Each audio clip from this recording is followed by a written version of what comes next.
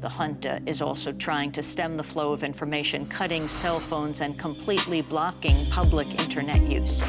We would like our parliament to be in line with genuine democratic values. It's not because we want to remove anybody as such. We just want to make the kind of improvements that will make our National Assembly truly democratic. Alors voilà. Voici une histoire qui n'est pas la nôtre, une histoire qui est complexe et qu'on a tenté de simplifier.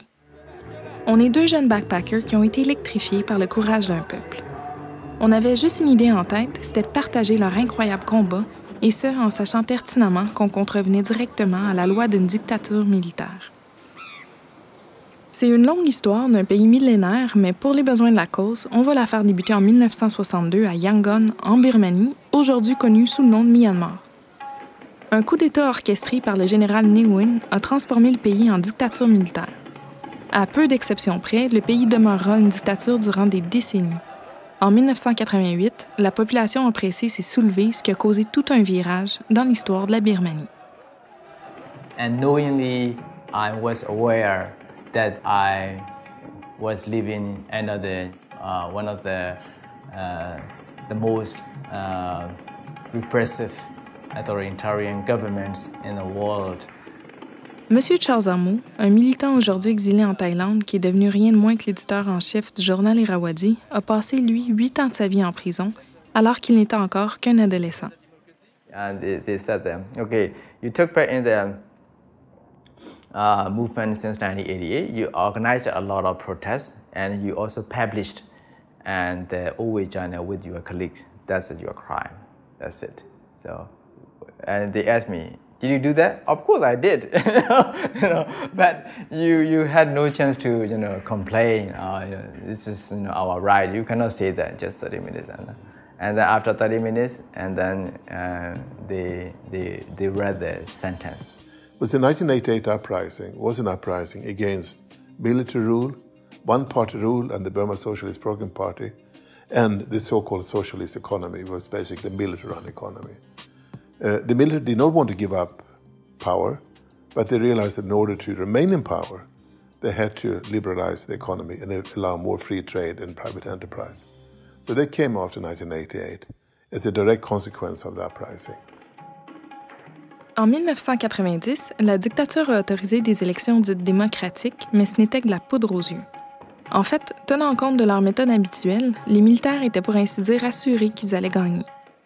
Malgré tout, 80% des votes sont allés au National League for Democracy, le NLD. Of course, I voted for National League for Democracy, and then I thought that my vote would help transform my country in a way, but actually it didn't, because my vote just vanished, like a drop of the water on the sea, because 15 million voters cast their vote like me in 1990. But the military regime didn't honor the result of the election because the NLD won by a landslide. But worst scenario is most of the elected members of the NLD were put in jail. Like us. L'armée a fait l'impensable. Ils ont emprisonné la quasi-totalité des élus et militants qui étaient contre la dictature. We were expecting only 3 years and 4 years, at most. But one day, when they said 10 years, we were quite shocked. We told our inmates, in the cell, who were put in jail earlier than us. So all guys, and we told them, we got a big award from the government, 10 years. They were also shocked, and some of them were very angry, But we are totally fine, because at the time we thought this government wouldn't last long, just maybe a couple of years. That's what we thought, but totally wrong. We were quite naive, at the time in terms of the politics. To understand the real politics, is even the scholars and observers, they couldn't, sometimes give a right judgment. So we were wrong, I would say that. Je ne sais pas si vous réalisez ce que ça veut dire. Le NLD a gagné des élections de façon démocratique, mais au lieu de gouverner, ils se sont fait enfermer. L'exemple le plus frappant est celui de la chef du NLD, la désormais célèbre Aung San Suu Kyi, qui a été emprisonnée dans sa propre résidence durant 15 des 21 années suivantes. Un an plus tard, en 91, elle se voyait attribuer le prix Nobel de la paix en tant que support symbolique envers sa situation. En novembre 2010, suite aux lourdes pressions politiques internationales ainsi qu'aux conséquences économiques désastreuses de la dictature, l'armée a enfin organisé de nouvelles élections démocratiques et relâché leur célèbre prisonnière 2 décennies plus tard. Present government controlling the army, or the army is still controlling the government? Well, actually, I think they are the same. They are the same. I mean, the current president is a former general, and before he just wore the military uniform. But after 2010, after he took the office of the presidency, and he just changed his costume. Mais ça n'en était pas fini pour Aung San Suu Kyi. Elle et son parti se sont représentés aux élections partielles de 2012. Sans surprise, ils ont remporté 43 des 45 sièges. Je dois vous dire que je n'ai jamais vu un peuple aussi heureux. Vraiment, nous avons assisté à un moment magique d'une lutte de plusieurs décennies, d'un peuple incroyablement résilient qui refuse la dictature, qui se soulève pour crier haut et fort sa fierté, et ce, malgré toute la pression qu'il a subie. The by-elections were more than the sum of their parts. It wasn't just a by-election. It was a PR stunt, and it was a confidence-building exercise, and it was a political compromise to get the opposition, or the National League for Democracy part of the opposition, into the parliament, and to say to the outside world, Burma's open for business and we're on the road to democracy. So from the Burmese government's point of view, the Burmese military's point of view, they have no interest in turning the country to some kind of liberal democracy. They have to improve relationship with the West in order to lessen their dependence on China. Now they get the praise from the international community, so that's what they want. So I think that's what they want. They want cash, they want money. Trade, that's been there all along. They knew that Aung San Suu Kyi was popular, they knew that the NLD was getting stronger, but I don't think they accepted the NLD to sweep the board completely like they did.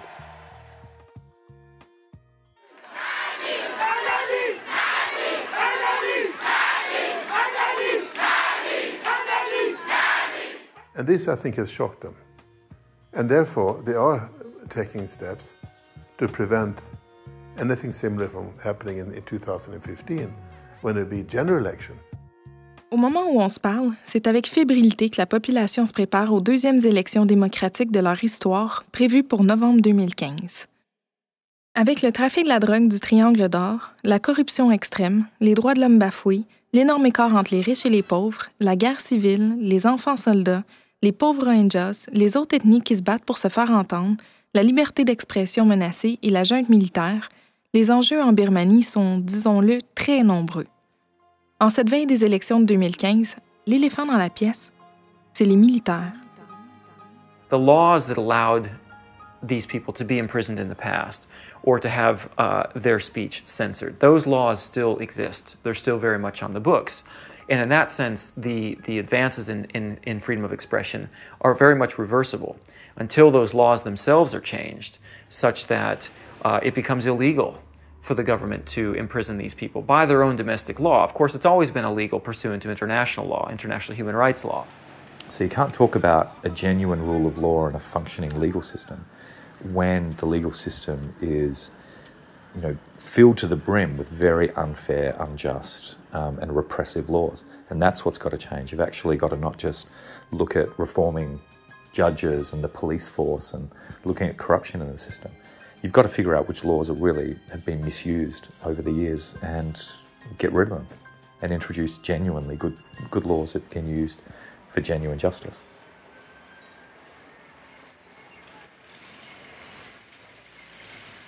And of course, when you look at the way in which the Constitution was approved, if you will, by the people of Myanmar through a dubious referendum, and when you break down the Constitution itself, again, its human rights provisions are essentially lacking in their entirety. And where provisions do exist that have effects on human rights, they're negative effects. The military has not indicated that they're very keen on constitutional reform. And of course, given that they're the main institution in the country that benefits from the current constitution, they would be the main obstacle, I think, to any constitutional reform, especially if those reforms actually target the power of the military, whether it's their 25% reserved seats, their reserved portfolios in the ministries, and the fact that they have control over their own budget and things like that. Now, in the latest budget, they claim that they are not spending more money on health and education. Before, it was abysmally low. It was like 2-3% on the education and what the same on health. Whereas the military budget was 40% or even up to half. But I mean, this is just figures that they're playing around with. It doesn't mean anything, because there's a lot of posts in the budget which are military related as well. Let's say construction. It includes, for instance, construction of military camps. Health, military hospitals. Education, schools for military families. So the actual military budget, a military-related budget in Burma, is way over 50%. And they can play around with the figures and so on, but it's not going to make any difference. But the military will still be the main, most important institution in the country, sucking up most of the budget. You also have the National Defense and Security Council, which is above the government, and that is a military institution. And the Constitution gives the military the right, but it gives the president the right to hand over power to the military if there's a national emergency or a crisis, which means that coups will become constitutional and they will legalize military takeovers. They won't, leave the parliament and politics and presidential office, in the near future. They just want to keep their power, as long as they can. That's their main motive. The Constitution itself makes it very difficult to actually reform because you need 75% of the seats to actually do so.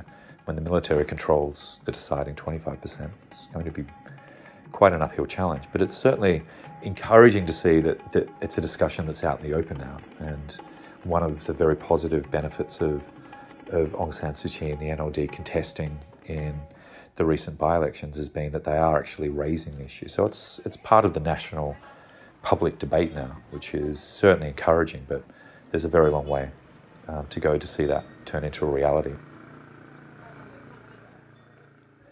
The really big test, of course, will be 2015, because that will be a nationwide election. Moving forward in 2015, the challenge will be to improve upon the 2012 elections and to broaden the extent to which the fundamental freedoms were protected in 2012.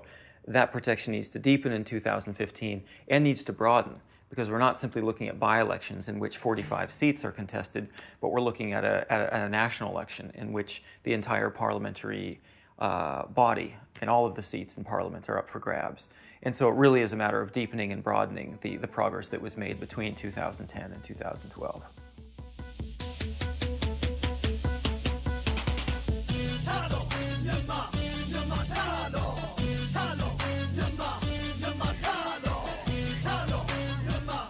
Depuis trop longtemps en Birmanie, un régime militaire prend tous les moyens nécessaires pour garder le pouvoir, alors que le peuple se bat sans relâche pour l'avoir.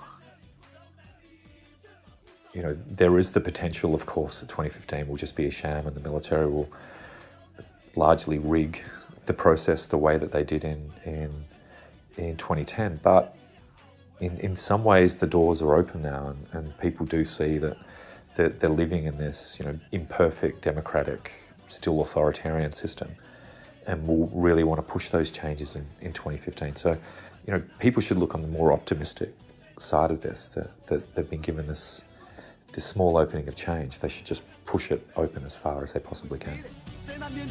In the history, that kind of, honest and sincere and courageous action was needed in every society, especially in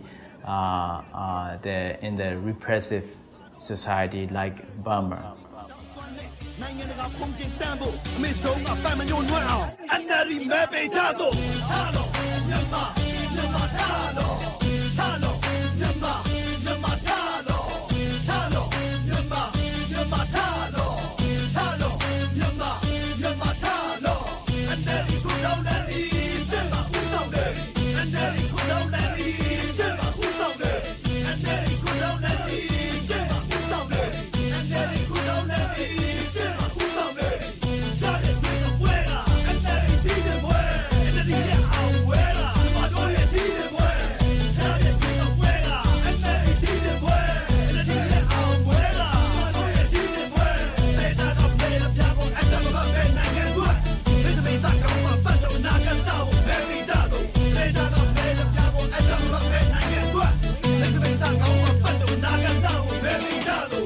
လေမှာအမေမိတ်စားကအန်ဒီရဲ့လမ်းကိုပန်းလက်ခင်းတယ်ငါတော့လို့ပြီးနားမှာပန်းရင်ကြည်မိမကူဘူးအားလည်းပြင်းတယ်တော်စုကြည့်အမေမိတ်စားကငါတို့တွေအတွက်လမ်းပြလင်းမယ်အာနာရှင်မနဲ့ပြောင်းဝကိုလွှမ်းကြုံပြလို့ဘေးရရှင်းမယ်လွတ်လပ်စွာစီးရုံမယ်လွတ်လပ်စွာတွေးခေါ်မယ်လွတ်လပ်စွာပြောဆိုမယ်လွတ်လပ်စွာကိုယ်ဝယ်မယ်တကောင်ရဲ့ညတညမှာမျိုးလေကောင်လမ်းမှာပေါ့ကျွန်တော်တယောက်တည်း